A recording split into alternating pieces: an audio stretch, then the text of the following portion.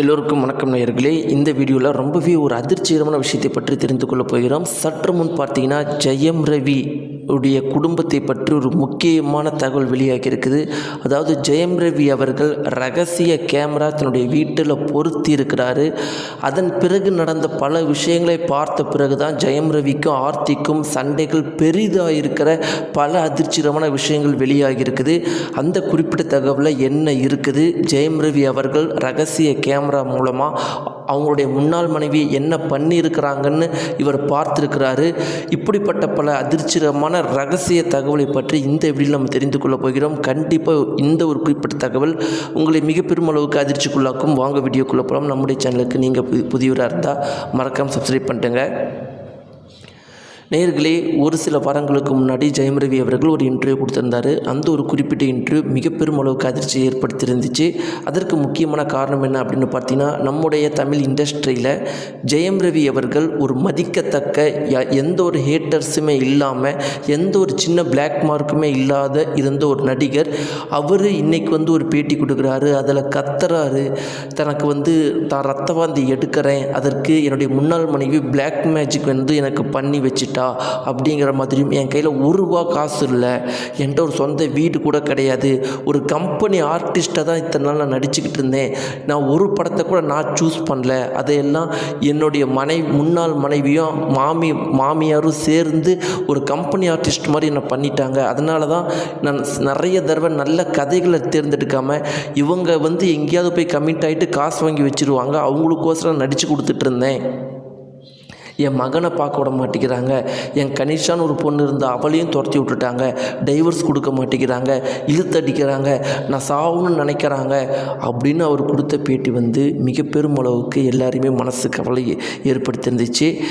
அவருக்கு ஆதரவாக பார்த்தீங்கன்னா பல பேர் தன்னுடைய கருத்துக்களையும் அவருக்கு ஆதரவாக தங்களால் முடிந்த உதவிகளையும் செஞ்சுட்டு இருக்கிற இந்த ஒரு சூழ்நிலையில் ஒரு குறிப்பிட்ட தகவல் வெளியாக இருக்குது. அதில் என்ன இருக்குது அப்படின்னு பார்த்தீங்கன்னா,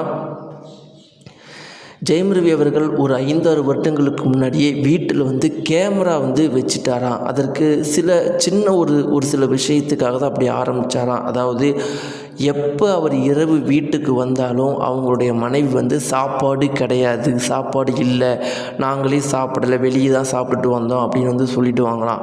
அதனால் என்னடா தினமும் இப்படியே சொல்கிறாங்க அப்படிங்கிற மாதிரி ஒரு நாள் சும்மா கேமரா வச்சு பார்த்தாராம். வீட்டிலேயே சமைச்சு சாப்பிட்ற இவங்க எல்லாம் சாப்பிட்ருக்குறாங்க, ஆனால் ஜெயம் ரவிக்கு மட்டும் சாப்பாடு செய்ய மாட்டாங்களாம். அவரை இரவு இன்றைக்கி ஒரு நைட்டு தானே, காலையில் இன்னும் 2-3 மணி நேரத்தில் விடிஞ்சிடும், காலைல சாப்பிட்ருங்க அப்படிங்கிற மாதிரி ஒவ்வொரு தடவையும் பண்ணுவாங்களாம்.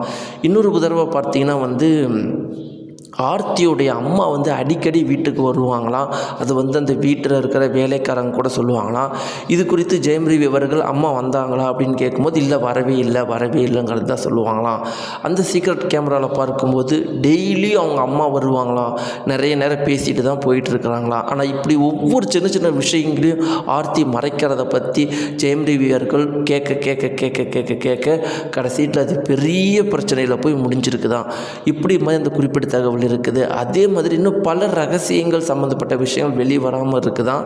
மொத்தத்தில் ஜெயம் ரவி மனைவி ஆர்த்தி அவர்கள் ஆரம்பத்திலேருந்து கடைசி காலம் வரைக்கும் அவர் உண்மையாக காதலிக்கலை, அவரை பயன்படுத்திக்கிட்டு இன்றைக்கி தன்னோட சேர்ந்து வாழணும், இல்லாமல் தன்னோட சேர்ந்து வாழ்ந்து தனக்கு காசு தன்னுடைய குடும்பத்துக்கு சம்பாரித்து கொடுக்கணும், இல்லை அவன் சாகணுங்கிற ஒரு மனநிலை இருக்கிறதா அந்த குறிப்பிட்ட தகவல் சொல்லப்பட்டிருக்கு.